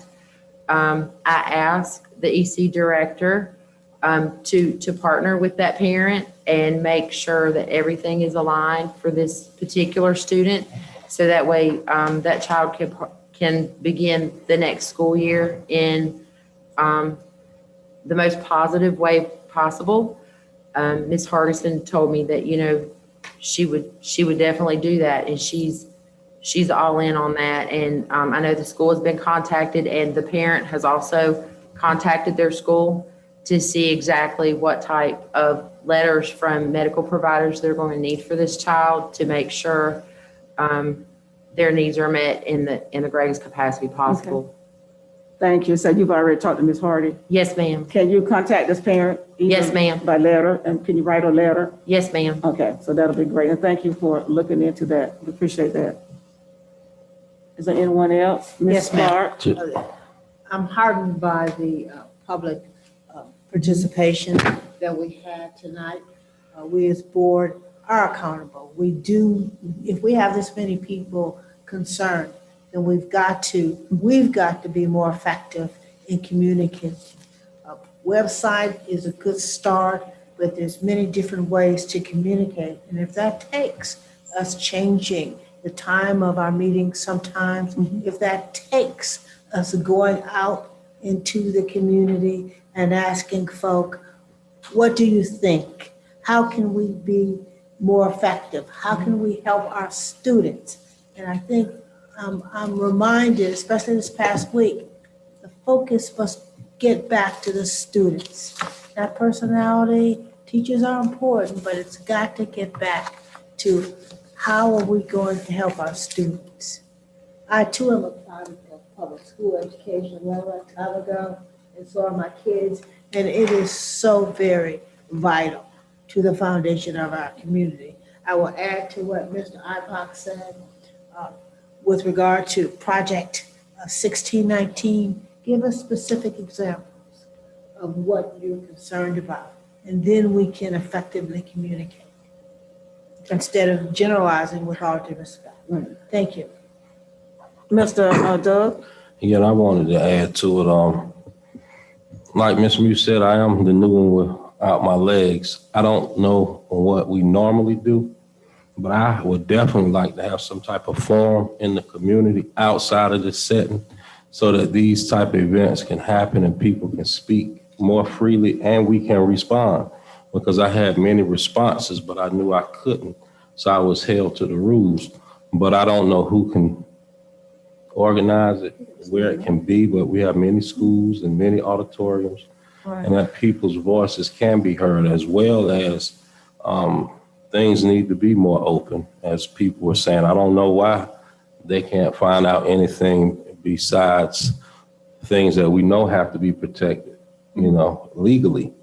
But I don't know why we can't be more transparent. I'm not saying we're not, Right. just going off the echo of the voices that I'm hearing. Transparency should not even be a thought. It should just be given, you know? So I guess together we can come together and make something different. But I would love to have a forum to speak about this critical race theory because I can't respond to it right now, right? I would love to have a forum to talk about it because no one is on the same page with it. Right. And I don't even think it's being implemented in the school system. No. So I don't know what the argument is about because we don't have any power to keep it out because no one's trying to bring it in, to my knowledge. And I think we're moving forward to that. I don't know about you all, but I think that, education is powerful. We need to know about what it is anyway. And it's new. So we need to, I think as a board, we need to research ourselves before. Well, I've been researching it because I've gotten an anonymous letter asking for my support. Right. We all got a letter, but there are a lot of people in the public who don't know it either. And so they, Melissa, there's a really easy link that we can use that takes you right to the standards, the new Right. standards that have been revised, and you can see them. You can go down grade levels, you can go down one by one. But our want that curriculum for that new social studies standards has not even been developed yet, correct? Right. Correct. We have not picked any textbooks or resource materials because we just got the standards approved in January or February of this year. And Madam Chair, if I might also add, this just goes to communication. When we go into closed session, there's a reason for that. Yeah, It's personnel matters. But if we put that on our webpage, this is what happens. This is why we go into closed session, then it will obviate some of the confusion about us trying to hide something. I think I'm a stickler for Robert's Rules of Order. So I think I was the one, hit dog will holler, that says perhaps we need to discuss this in closed session because it probably did involve something that the public should not be privy to. Not a Right. matter of hiding anything, but a matter of not divulging confidential matters. And anytime we talk about a personnel issue, we have to go in closed session. And with decisions like that, we're not going to talk about somebody that's a personnel thing. And so most of the time when we do go in closed session, it is because of a personnel issue. We have to do that. Yes, sir. I want to come behind just so everybody's sitting here can hear when Ms. Clark says it's things that the public can't hear. Well, we too are the public when we're not sitting at this desk. So there are legal matters, and our attorney can let you know that we are obligated and bound to not to discuss because it's legal matters. But if we weren't sitting here, that we would be considered that same public. So Right. It's a difference from saying the public and the board. We're not separate from you all, but we're just sitting in a position that we've taken an oath of privacy for people in certain situations that you all would like that same privacy if it was you all. I think that's the hardest thing as a board member too. At least it has been for me over all the years. It's because you want to respond. You see something out there, you see the anonymous thing and you know the backstory, you know the other side of it, you know it, and you can't say it. You can't clarify it. You can't, the story that's out on a personnel, people can say what they want. We can't correct it. It's not that we're not being transparent or that we're not concerned. We're bound by law. And it's very difficult. It's a very difficult position to be in sometimes. Okay, Ms. Neese? If Mr. Gatchell will help me on this, the only time we go into closed session is discuss personnel, school safety plans, because obviously you don't want a potential intruder knowing what your safety plans are, right? Any type of like property purchases or selling or anything like that. So it's all very specific as to what we discuss in closed session. Is that correct, Mr. Gatchell? Yeah, the most common times that the board goes into closed session are to discuss confidential student matters, to discuss confidential personnel matters, or to consult with your attorney so as to not waive the attorney-client privilege. So I'm going to give you my formal legal opinion. We can't hear you. I'm sorry. So, okay, there we go. So the most common times the board will go into closed session are to discuss confidential student matters, confidential personnel matters, or to get my formalized advice so that we don't waive the attorney-client privilege. Some property matters occasionally will be there, and our student safety, as Ms. View says, we don't want to have our playbook out in the public about how we're going to handle traumatic or urgent events. But and those are all statutorily required. You didn't make the rules. They're from the General Assembly. I'd like to add a couple of comments. One is we don't go into closed session unless the statute's read and the items that we're going into closed session are delineated so that there's a specific reason why we're going and why we're authorized. We also have our counsel present, and I can assure you he does an excellent job of making sure that we don't stray from the purpose of going into closed session. We don't go in that room and have general conversation. It's very specific. And that is part of the reason why we have our attorney not only there to assist us in terms of legal, but also to make sure that we're following the processes as we should. Thank you. Okay, I just want to add a couple things. Well, really just one, I guess. Nothing is as disheartening to me out of everything that was said tonight than to hear that we have an employee who was contemplating suicide. Right. I think we're ignoring that we got some big problems. If somebody is contemplating suicide, which I hadn't heard before, so this is my first time hearing it. And I do know that, Chairman Boomer did let the public know, and our presenters tonight, we thank you for coming forward. So we did let you know that we're going to respond, but I think sometimes you need to know how we're going to respond. Mm-hmm. And I think as a board, what we're going to do is we're going to do some action steps because there are some specifics, some details that we need to get down to and not just skirt over some issues. And paramount for me is teacher retention, because I don't care if your curriculum is CRT, 1619, Martin Luther King, Abraham Lincoln. If we don't have teachers, qualified teachers in our classrooms who are able to execute, educate, nurture, care for students, then we don't have an educational system. So we, as your board, are going to do that. We are going to sit down and not just make some check boxes, okay? But we have a responsibility because our teachers, our students are very important to us, but our students can't be taught if we don't have teachers. So we're going to do some action steps and get down to some things that we as a board can change. We as a board can look at, because I taught in this school system for 21 years. I was never afraid to talk to anybody about an issue that I was having.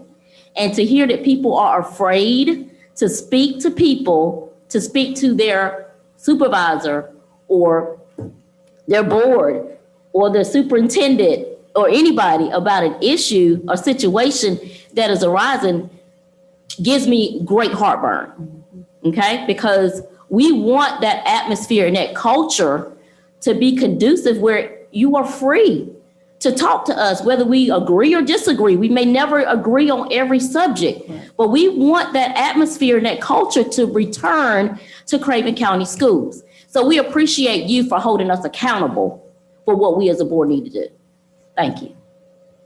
Dr. Miller, that I heard it was I don't know, I think it was the 170 people who have left. And I don't want to give the impression, and we do have a lot of teachers. Right, we do have a lot of people, but not all of those are teachers. Am I not correct? You mean vacancies? Yeah, vacancies. You're correct. There's classified and licensed, and some are pending for next year. Some have been already recommended. They just have not been processed. So to say that we don't have 170 vacancies for teachers, is that a correct fact? Is that a fact? And I can tell you, you look at the number right here,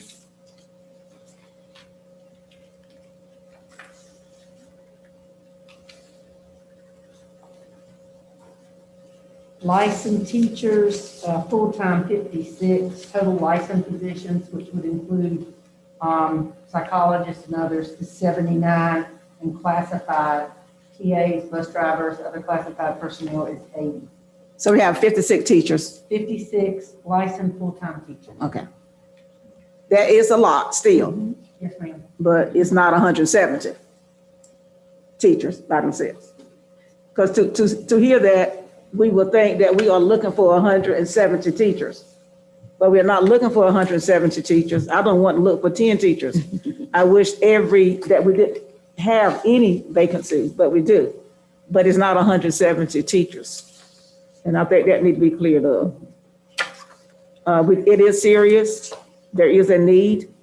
And that's what we have now, but we don't know what we will have at the end of the year. But currently, that's what we're looking at. We do have a serious problem. And we need to be accountable for that. And we just have to move forward to see what we can do to get things better. Anybody else have any more comments? I have one more comment, Chairman Boomer. Mm-hmm. I did receive a phone call last night from a very distraught teacher. And I absolutely am grateful to Dr. Wendy Miller. I am absolutely grateful to her. She helped. She, without hesitation, beyond her normal working hours. It was late into the evening. Dr. Miller talked to this teacher and listened to this teacher and supported this teacher and developed a plan. Mm-hmm. And I do believe some of our teachers aren't aware, or they have the misconception that HR may be the bad guy. And I believe that somewhere along the way that's been the idea, and it's been promoted. From what I heard from Dr. Miller last night, she was loving, she was supportive, she was engaging, she was kind, she showed empathy, and she offered nothing but concern, care, and support is what I heard from her last night. I spoke with her about the situation. It kept me up for a long time last night. And I spoke with her this morning regarding that situation. She's followed up. She's double checked. And I believe she's doing absolutely everything she can to resolve the issue. And I'm grateful to what I saw from Dr. Miller last night. And it's very important that you all know that.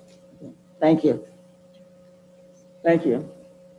Once again, we appreciate all that we've heard tonight, and I just can't shake the fact that the statement was made that somebody was contemplating suicide. That bothers me. That really bothers me.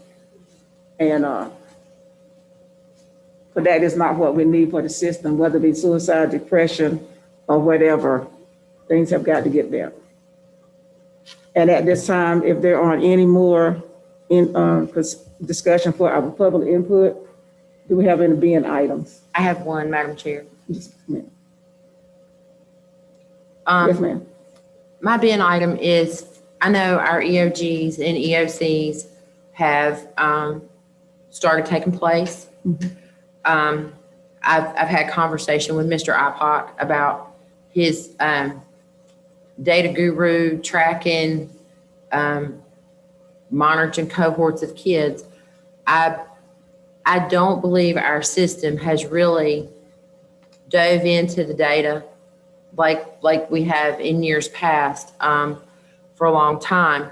So with the EOCs and the EOGs being started, I'm wondering if there's any tool that's provided to the principals right now. And I know the data is not official, but it's going to be a long time before that's supposed to come out from DPI. Like what, September, October maybe is what they're saying?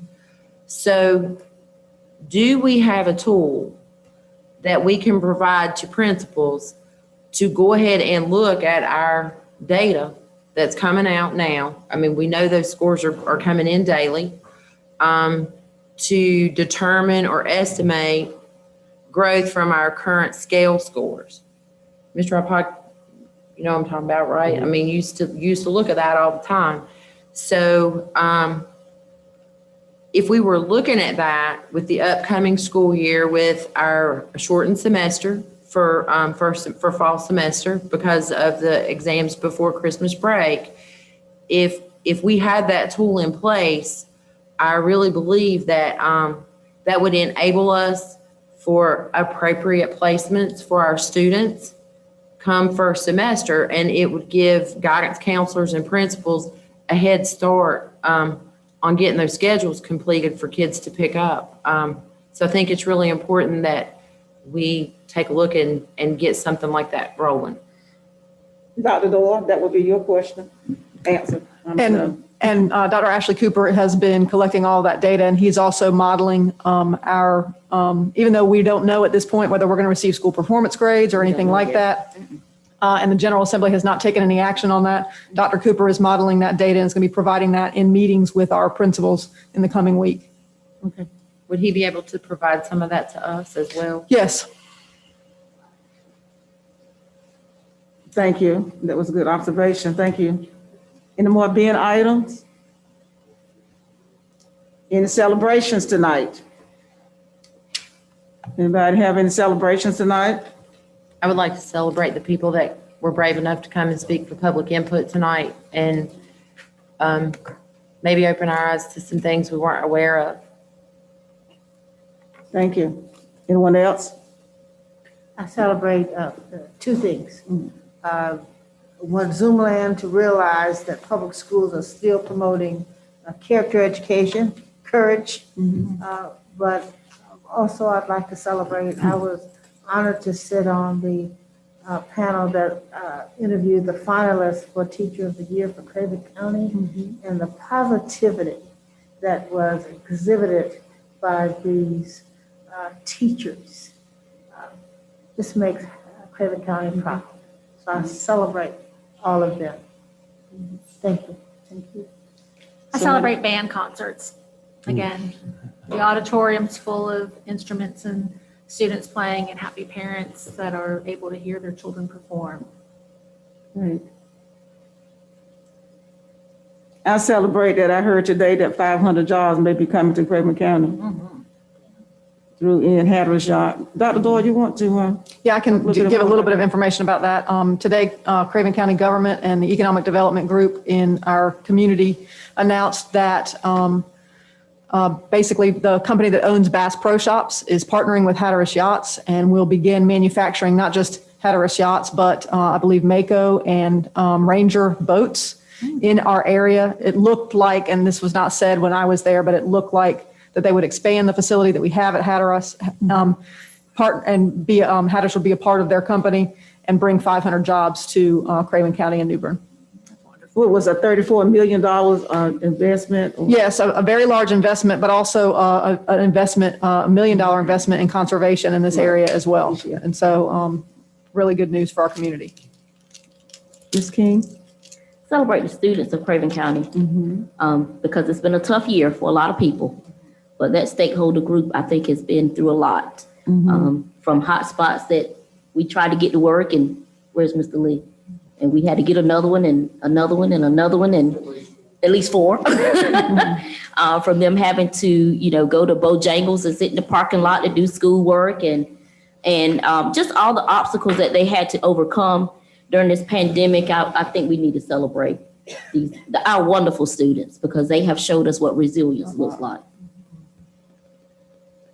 Mr. Doug?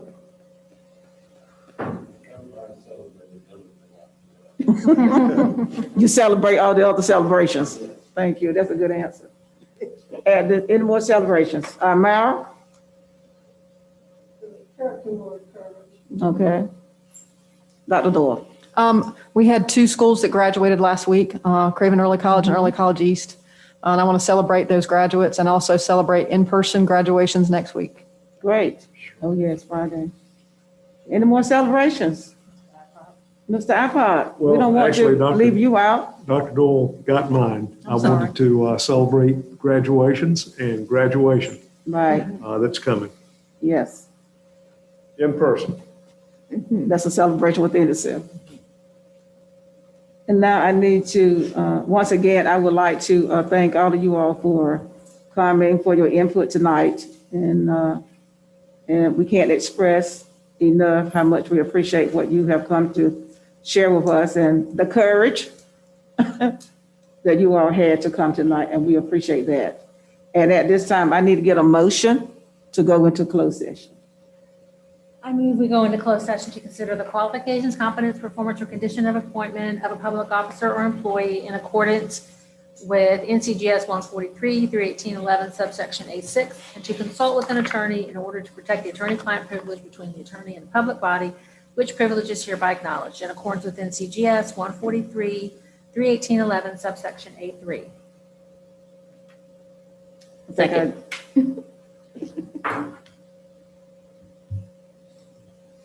Did somebody second the I motion? said Stephanie seconded, so we never Okay, need it to vote. has We been vote. moved and second that we go into closed session. All those in favor, let it be known by saying aye. Aye. Ayes have it. We'll be going into closed session. Once again, thank you all for coming out tonight. Thank you, Mrs. Stella.